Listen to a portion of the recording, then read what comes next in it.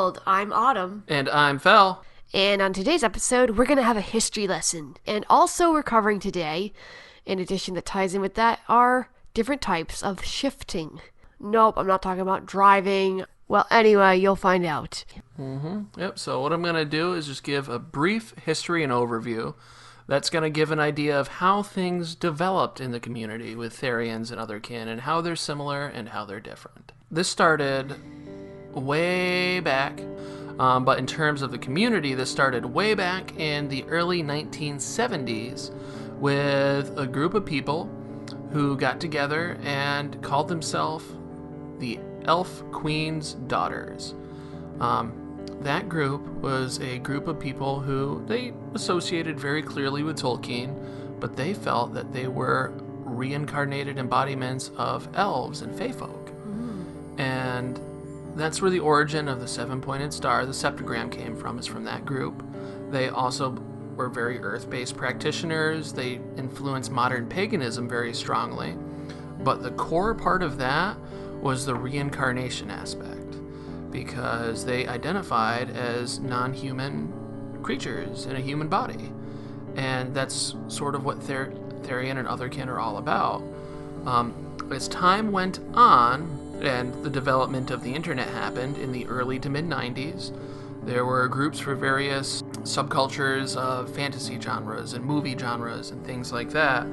Two big ones I'm going to mention are alt.horror.werewolves and alt.fantasy.dragons.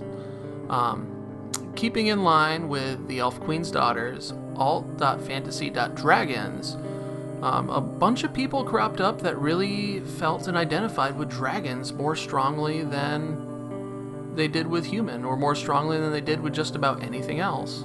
They tended to drift toward the neo-paganism stuff and came across the Elf Queen's Daughters and sort of assimilated into its own group and started to bring in people up through the late 90s and become what is modern otherkin communities. Alt.horror.werewolves, on the other hand, dealt specifically with werewolves and slowly became more about were creatures in general.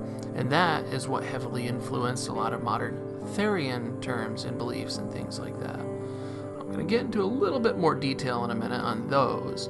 But basically, after this period of time, there were two unique and separate cultures that had a lot tied in together and were very, they paralleled each other in a lot of ways.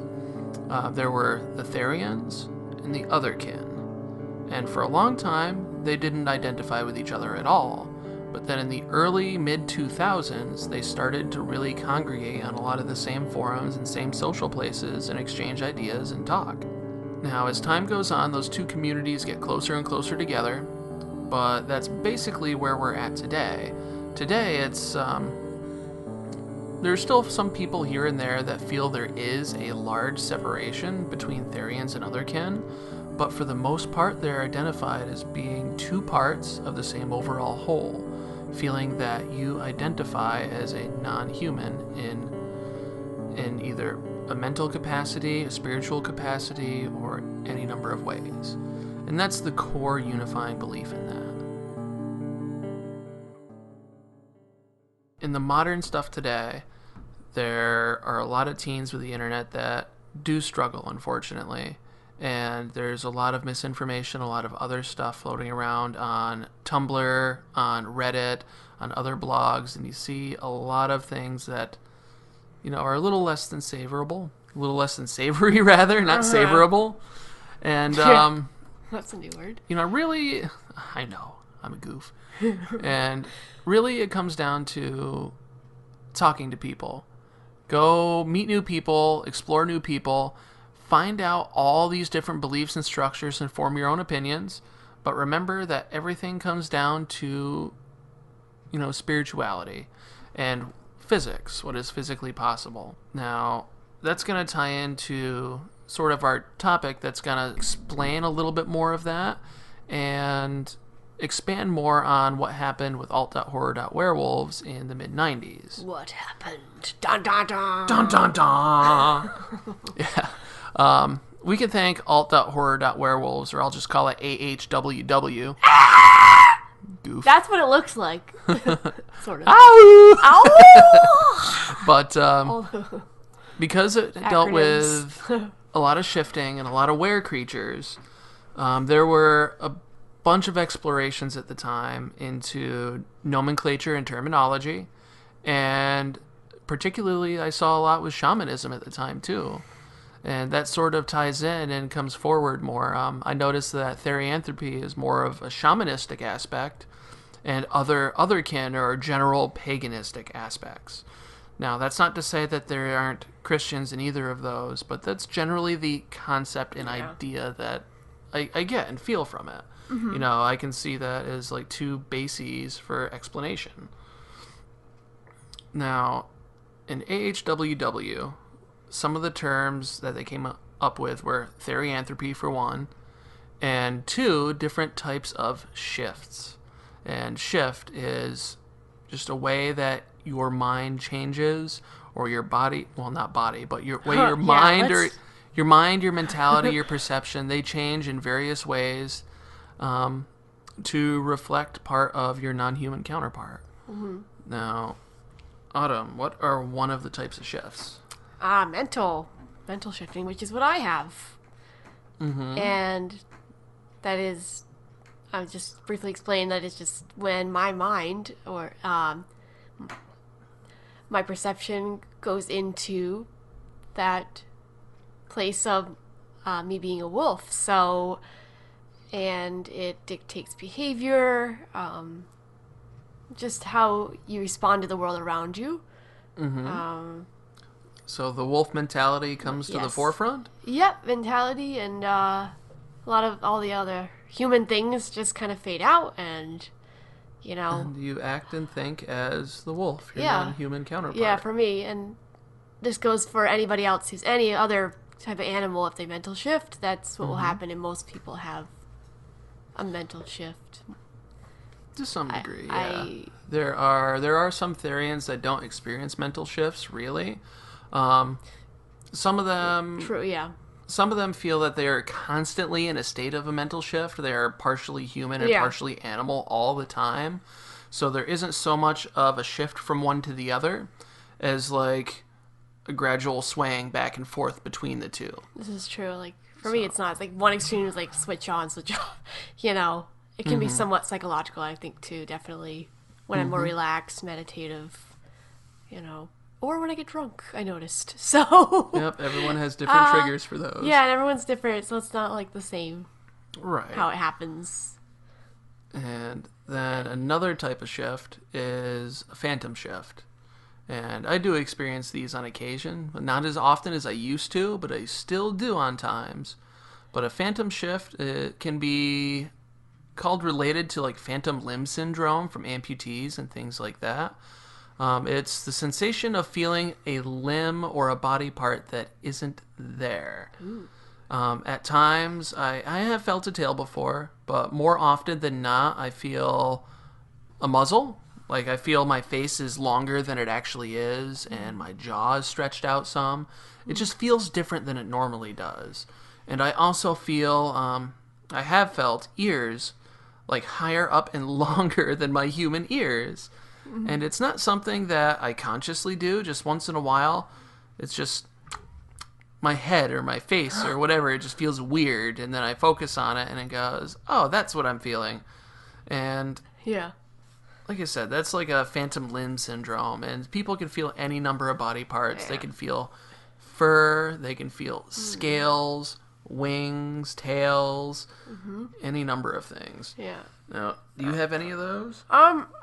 Extremely rare. I have had the tail, but it was only for a few minutes, and I seriously thought I had a tail behind me, and I was really confused, and I was just doing an ordinary thing. I was walking around, I don't know, I was like sitting down, and I wasn't even thinking about it, and I just felt like something was behind me, and I reached, and there was nothing there physically, but I was definitely pretty certain I had a tail.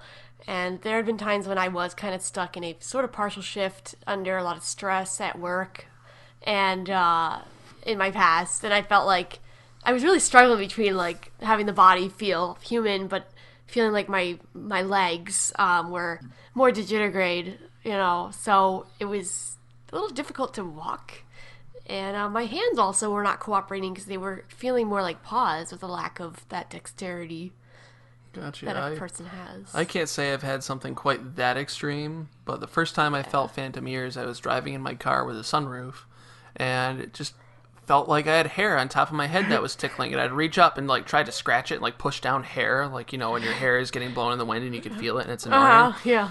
But there wasn't anything there, and I had a buzz cut, so it's like, Yep. what's going on? And it was just really weird. I kept like swiping at my ears because I didn't know that's what they were. Yeah. And then later on, it's like, oh, I feel two of them. They're ears. Oh my goodness. Wow. It was just the weirdest thing. And another shift. Let's see. We did phantom shift. Mental. Mental There's dream shift. shifting. There is. A lot There's of dream people have shifting. those. Yep. You know more about that than I do. I've only had 3 or 4. Oh, yeah, I've had those quite a bit more in, even before my mental shifting. And basically, it's just when you dream very vividly, lucidly, you are in the form of your animal. And it is very vivid. You feel and see your body as you would if you were in it. And you were in control of it. And I mean, you can feel yourself moving as an animal, the fur, and it can be in any landscape. I mean, for me, it would sometimes be the woods, but it could be anywhere because it's a dream. It's dream logic. So, and usually it's very lucid and vivid, so you're usually in control of, sometimes you go from human to animal, but sometimes you just are the animal, and it can be very vivid. So, I mean, I could feel my jaws, my teeth sinking into the animal, like when I was hunting in one, and I remember making a kill, and other ones I'm just like running or walking. I've had a lot of ones where I'm howling looking, it's night, and sometimes there'd be another wolf there, but they were all very different and very symbolic, but so I have a friend who has more dream shifts than I do, and they can't mental shift like as voluntarily as I can. So sometimes their mental shifts will come not, unexpectedly. They just have to go with it. Mm-hmm. So that's a difference too in personality, and so. Yeah, and then like dream shifts I have experienced, but not as often as Autumn here has. I've only had 3 or 4. I don't really have any fun stories to tell. Most of it by now is blurs because it's been years and it's just like running through the woods. I did have a group of people that I identified as my friends at the time that seemed to be wolves running with me. Cool. And that was fun. I did go on a hunt and kind of woke up gagging because that stuff doesn't taste pleasant to a human throat, but in the dream it was great. I wake up with my stomach kind of like churning, and I'm like, ugh, that blood, Unpleasant. And you just have this psychosomatic feeling of like, right. association that you just swallowed a bunch of, raw flesh with the blood and. Tone down. Tone down. That's visceral. Oh, sorry, people. And hey, now you chose to listen at your risk. You goof. And listener discretion is advised. Very much so with this one. For gore. But very detailed. Another type of shift that I experience, and it's the most common shift that I experience, is a sensory shift. Now, with that, I don't feel that my senses of smell or my sense of hearing is actually any more advanced or any more developed than a typical normal human. But at times, I feel with either a mental shift or partial mental shift, or just once in a while, it's the only thing that changes my sense of perception and my senses. That's things like one of the first times I felt it was very strange. I was walking down my hallway in high school, and I could smell everyone individually, and let me tell you, they do not smell good in high school. But like a whole bunch of individual smells, and I can tell people apart by their smell in a crowded hallway. Or I can hear tube TVs are easy to hear. I can hear fans when they're running, like they have a high-pitched whine, not just the sound of noise or sorry. No, like ceiling fans. You don't think that you can hear ceiling fans very much, right? You can. Yeah. They hum and they squeak and they, No, not saying when they squeak and stuff, but I can hear the high-pitched sound of the motor actually turning. Like, it's a very high pitch.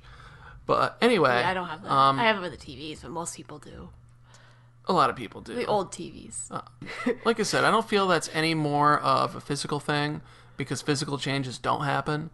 But that's more of probably a mindset thing. I think it's more of my mind is processing and cataloging the input differently than the average human is used to, so I can pick things out in a different or easier way than most humans. Yeah. I've never had really a sensory shift, so I never really understood that from personal.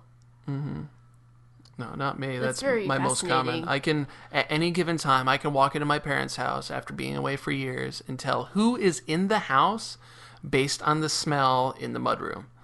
Well, I can tell who's home just because they all smell different, and that smell is stronger when they're there. Yeah. And I think everyone is capable of doing that. I think everyone can think and go, I know what my mom smells like, or I know what my dog smells like. Right. It's just, You can. it's background noise. It's white noise for your nose. You know, you get used Yeah. to it and don't focus on it. True, So, you filter it out, and that's just how most people's brains work for your own sanity. Right, Because if you didn't, it would exactly. go absolutely insane.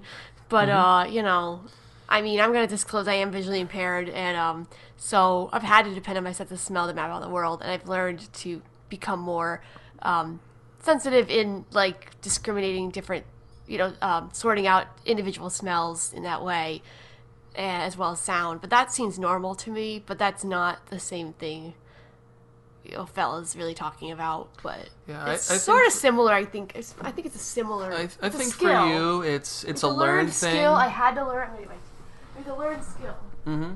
I think for her, it's something that she's learned through practice and patience.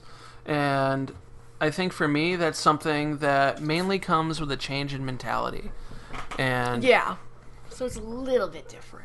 it is, but I think it's basically the same end result. We're all capable of it. It's just, I guess that's my point. yeah, we're yeah. all capable. It's just different ways of going about it. Yeah. There are a few other types of shifts. There Yep. are astral shifts and aura shifts, and I'm sure there are a ton more because there are dozens and dozens of dozens. But are. a lot of that stuff isn't necessarily stuff that we're going to get into. That is something there may be a kinda later episode detailed Yeah, we're more talking about about terms energy and stuff and like that. But those are just like the basic ones that we experience and that we find and I find are some of the most common types of shifts. Yeah. And the big thing that I want to say with that is with the modern otherkin community and Tumblr and like Reddit and Twitter and all this stuff, a lot of young people, they're not bad people, not necessarily. They just get confused and very sure. And with a lot of that surety comes a lot of stuff that... Certainty. Sure. Uncertainty. Yeah. It's the day of new words. Oh, my words are struggling Bells. today. Forgive me. Bible of words. Do you mean a thesaurus? Uh, I'm a dinosaur. Ah! yeah. But basically, the big thing to take away is to talk to as many people as you can, meet new people, and take a look at what they say, what they think, and their worldview, and determine if you think it's something that is, that lines up with what you think. Now, just to say that someone disagrees doesn't mean that they're wrong and you're right, or vice versa. Doesn't mean that they're right and you're wrong. It just means you have different ways of looking at things, and take everything with a grain of salt. For example, if someone makes a claim of physical shifting, which yeah. is being able to physically change your body, that can't happen. Laws of physics say Yeah. no. Yeah. So that's, if someone claims they did, then chances Watching are... too much sci-fi. Well, there's that. Like, they could just be lying for popularity or lying to make claims and claim things happened. Or they may not think they're lying, and I think that's more common than not. People want it so bad. Yeah, I mean, who doesn't want? I mean, I would love to. And shape sometimes shift, if you have a mental shift in conjunction with, like, a phantom shift, like, those are two things that are entirely 100% psychological. Yeah. But sometimes it's hard to distinguish, did I have a tail? Did I have a muzzle? Did anything physically change? But because you felt it and you thought it, sometimes it's hard to say that didn't happen that way. Yeah, I mean, the mind is powerful. Right. Make you believe a lot of things. That doesn't mean they're bad people. It just means No, that I'm not talking about their character as a person. take everything with a grain of salt. because some people, they believe or say things that aren't necessarily what you're going to say or believe in. Yeah. And that's okay. Be respectful, be sensible about it, and But yeah, and we'll put more information on the blog for sure.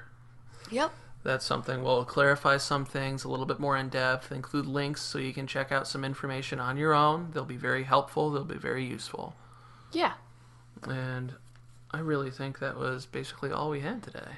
That was a great history lesson, full of such wise. It was rough, but if you ever want more information and history and stuff, I know where I got the resources from, and there is so much more. I just didn't want to bore you guys. Yeah, it's pretty detailed, so like we said. We'll hook you up for all you history buffs. Sounds like a plan. Okay. So I think we're about done for the day. Yeah, and we're going to wrap this up. Yeah, so thanks for giving us a listen, creatures. Yep. All your creatures great and small. Come back, like us on Twitter, tweet us at Twitter at _wild.